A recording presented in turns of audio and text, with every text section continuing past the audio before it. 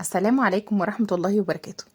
طبعا بقى أنا زي أي أم مصرية كده، أول ما بتشوف الجو بيمطر بتقوم على طول تدخل على المطبخ وتجيب على طول عدس وتعمله. وده طبعا بقى ظاهرة صحية. فالعدس ده، لان العدس ده طبعا من الحاجات اللي بتدفي، فانا بقى قررت النهارده اعمله، بس عملته بطريقه بجد طلع حلو جدا. عايزه اقول لكم ان الاولاد مش عايزين يقوموا من قدامه، يعني قاعدين ياكلوا فيه ومش راضيين يقوموا من حلاوته. تعالوا النهارده نعمله بطريقه سهله كده وبسيطه ويعجبكم جدا. بس في البدايه نصلي على سيدنا محمد عليه الصلاه والسلام. وطبعا ما ننساش اللايك ونشترك في القناه ونفعل الجرس. يلا بينا نقول بسم الله ونبدا الوصفه بتاعتنا. وهعمل معاهم كمان شويه عيش محمص كده هيعجبكم قوي. تعالوا بقى الاول نبدا في العدس. اول حاجه بجيب حله على النار كده، وهبتدي ان انا احط فيها معلقه من السمنه.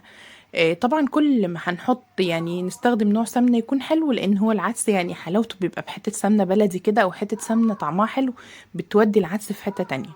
وبعد كده بقى هجيب معايا بصلايه كده مقطعاها على اربعه، او يعني اقطعها كده بس الشرايح تكون سميكه شويه. وثلاث فصوص كده من التوم، وهشوحهم بس تشويحه لحد ما يبداوا ياخدوا اللون اللي هو يعني ايه، يبدا البصل ياخد اللون اللي هو الذهبي شويه ده.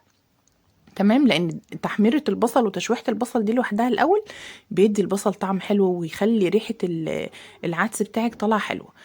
ننزل بعد كده ببطاطساية معايا كده، جزراية كبيرة برضو، ونقطعهم برضو مكعبات ونديهم تشويحة مع البصل. اول ما يبدأوا يتشوحوا كده شوية ننزل بقى بكوباية ونص كده من العدسة، وعلى حسب ما انتوا عايزين يعني كمية اللي انتوا عايزينها. انزل بالعدس بقى واديله برضو تشويحة كده. طبعا التشويحة دي بتفرق جدا في الطعم. بعد ما بدأنا ان احنا نشوحه كده ننزل بقى بالمية بتاعتي، مش شرط ان هي على فكرة مش شرط تكون مية سخنة، يعني مية عادية خالص. ننزل بقى، بس اهم حاجة نزود المية شوية ونسيبه بقى يستوي خالص. يعني في المرحلة دي مش شرط ان احنا نهدي النار، سيبه نار عالية عشان يستوي معانا بسرعة. وبعد كده هننزل عليهم بطماطمية تكون كبيرة كده او اتنين متوسطين برضو مقطعاهم على اربعة، وهحطهم معاهم بيدي لون حلو. وبعد كده مش هننسى طبعا الفلفل الاسود ومعلقة من الكزبرة الناشفة. ومش هننسى الملح بتاعنا. خلاص، هي دي المكونات بتاعة العدس، مفيش اكتر من كده مقادير. هو ده العدس بقى بالطريقة الاصلية بتاعته، او بطريقه اجدادنا زمان كده وامهاتنا، طبعا ربنا يرحمهم ويسامحهم. المهم بقى ننزل بقى برشه من الكركم، ودي برضو بتدي لون وفي نفس الوقت برضو احنا عارفين ان الكركم من الحاجات اللي بتزود المناعه، فيعني خصوصا في الجو البرد ده، فعشان طبعا كلها حاجات مفيده لاولادنا يعني. بعد كده بقى نسيبه بقى يغلي على النار لحد ما يبدأ ان هو يبصوا يبقى السوائل تبدأ تقل خالص منه، يبقى بالشكل اللي انتوا شايفينه ده. خلاص يعني بدأت ان يبقى تقريبا نص السوائل خلصت يعني. ناخد بقى العدس نسيبه يبرد شوية على جنب، وبعد كده نضربه في الخلاط بعد ما يبرد. وفي نفس الحلة هنحط معلقة من السمنة تاني. وكمان ممكن في المرحلة دي نحط معاها قطعة من الدهنة، لو انتوا عندكم دهنة او بتحبوا دهنة، برضو الدهنة بتخلي العدس حلو قوي. وبعدين هجيب بصلاية، نص بصلاية كده يعني بصلاية صغيرة او نص بصلاية كبيرة كده، ما نزودش قوي ماشي، لان احنا اصلا حاطين بصل في الاول. فانا هحط بقى بصلاية صغيرة كده، وبعدين هنزل معاهم يعني هما الاتنين مع بعض بالشعرية. يعني نحط بقى، مش هنزود في الشعرية لان انا عايزاه ما يبقاش تقيل قوي، فيعني الشعرية حوالي كده نص كوبايه او اقل كمان، لان مش بحب زي ما قلت لكم يبقى تقيل قوي. لو انتوا حابينه تقيل ممكن تزودوا برضو، دي يعني ده من الحاجات اللي مش فيهاش مقدار. خلاص، بعد كده نقلب بقى. يعني ده كوبايه ونص من العدس، حطيت عليهم حوالي اقل من نص كوبايه من الشعريه. خلاص، ابتدي بقى ان انا اقلب. اهم حاجه نحط بس شويه سمنه حلوين كده، وبعدين نقلب بقى على النار. الاتنين هياخدوا اللون في نفس الوقت، ما تقلقوش. انا الاول كنت بعمل ده لوحده وده لوحده، بس هو يعني ده سهل عليا كتير جدا ان انا بعمله كله مع بعض في نفس الوقت. بصوا يعني شايفين هم الاتنين اخدوا اللون، ولا ده اتحرق ولا ده اتحرق، واخدوا اللون في نفس الوقت. شايفين بقى هو ابتديت ان انا اقلبه. بصوا اول ما يبدأ ياخد اللون، كل ما نخلي الشعرية لونها بني غامق شوية تبقى افضل طبعا، عشان ما تبيضش معايا لما نيجي نحط العدس. وبرده ما نسيبهاش لحد ما تتحرق عشان ما تمررش. ننزل بقى بالعدس اللي ضربناه في الخلاط كده. هبتدي ان انا انزل، ولو حسينا ان هو محتاج شويه ميه ممكن نزود شويه ميه، عشان طبعا ما يبقاش تقيل قوي. ونديله بقى تقليبه ونسيبه بقى على النار. وطبعا ندوقه، لو محتاج ملح ممكن نزود ملح كمان. وهنسيبه بقى على النار لحد ما يبدأ يغلي معانا.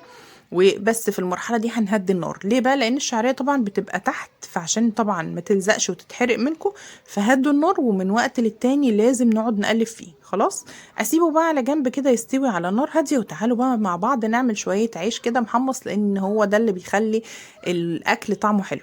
بنجيب بقى العيش بتاعنا ونبتدي ان احنا نقطعه كده لمكعبات صغيره. وطبعا بقى انا مشغله الشوايه، وبعد كده بعد ما قطعت العيش بتاعي بقى بالشكل اللي انتوا شايفينه ده اهو، بصوا بنقطعه بقى بمقص ولا اي حاجه.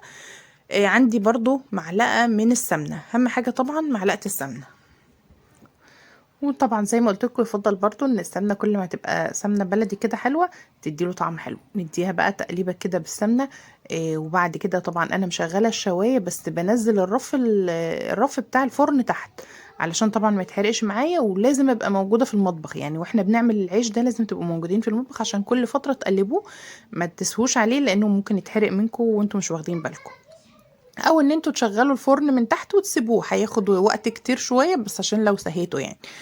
بس نديله تقليبه بالسمنه كده، وانا بقى احطه تحت الشوايه واسيبه بقى لحد ما ياخد اللون. تعالوا نرجع للعدس بتاعنا. بصوا بقى الجمال، ابتدى ان هو يعني شوفوا هو كده بقى يعني، بصوا خفيف شويه. انا بسيبه، لو انتوا عايزينه بقى تقيل شويه سيبوه يغلي على النار لحد ما توصلوا للسماكه اللي انتوا عايزينها او القوام اللي انتوا عايزينه. انا بقى بحبه ان هو ولا هو يبقى تقيل ولا خفيف، تمام، عشان اللي عايز ياكله بعيش بياكله، واللي عايز ياكله بالمعلقه ياكله، يعني ينفع في الحالتين. هسيبه بقى يغلي شويه وياخد وقت وراحته. وعايزه اقول لكم كل ما هنسيب النار هاديه بيطلع معاكم نتيجته احلى بكتير. ودي طبعا المعلومه دي كانت قايله لي عليها جدتي الله يرحمها يعني، كانت دايما تقول لي هدي على الاكل بتاعك عشان يطلع طعمه حلو، فانا خدتها منها بقى، كل ما تهدوا على الاكل كده بتاعكم يطلع طعمه حلو. كده القوام بتاعه مظبوط جدا. وادي العيش بتاعي بصوا اتحمص بقى، شايفين الجمال وطعمه خطير بجد. بجيب بقى الصينيه بتاعه التقديم ونحط بقى فيها البوله اللي هنحط فيها العدس. وبعد كده بقى مش عايزين اكتر من شويه العيش المحمص وبصلايه كده وعود جرجير، اي بقى حاجه بتحبوها تاكلوها مع العدس اعملوها. عايزه اقول لكم بقى هو طبق يعني طعمه حلو جدا وهيدفي قوي، وان شاء الله هتعجبكم الوصفه دي من غير بقى ما نعمل طشه توم ولا الكلام ده خالص، لا الوصفه دي هتجربوها هتعجبكم جدا، وان شاء الله هتقولوا لي رايكم فيها في الكومنتات. وما تنسوش بقى تصلوا على سيدنا محمد عليه الصلاه والسلام، وما تنساش طبعا اللايك، واستنوني في وصفات شتويه كتير. بس ما تنسوش طبعا تفعلوا الجرس عشان يوصلكم الوصفات اول باول. السلام عليكم ورحمه الله وبركاته.